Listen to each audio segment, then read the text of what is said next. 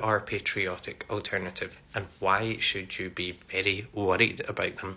They broke off as a faction of the British National Party and various other lovely right-wing institutions. And they are basically a group of far-right fascists, and their leader has links to neo-Nazis. They were responsible for drumming up the baying mob that protest by throwing missiles at the police and setting a police van on fire to the asylum seekers who were in the hotel.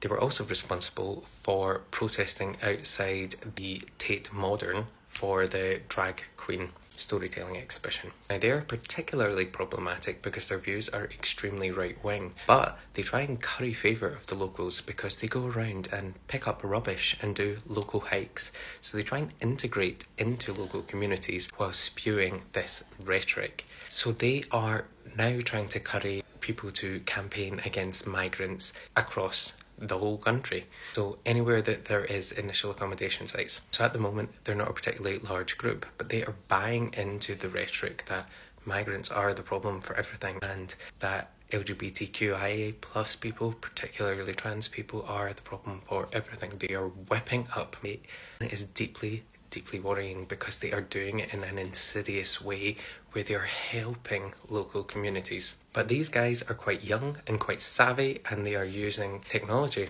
like social media, and they are trying to get their message out there. They pride themselves on white pride. Basically, they're the opposite to Black Lives Matter. And what's quite worrying is they are young people with these views. If you want, I can do a part 2 where we can go onto their website and we can look through their manifesto because geez, it will make your blood chill. What do you all think? Have you heard of Patriotic Alternative? And have you seen any messaging from them and them trying to recruit people into it? The far right is really on the rise in this country. Politicians and the mainstream media are doing nothing to help it, particularly Suella Braverman.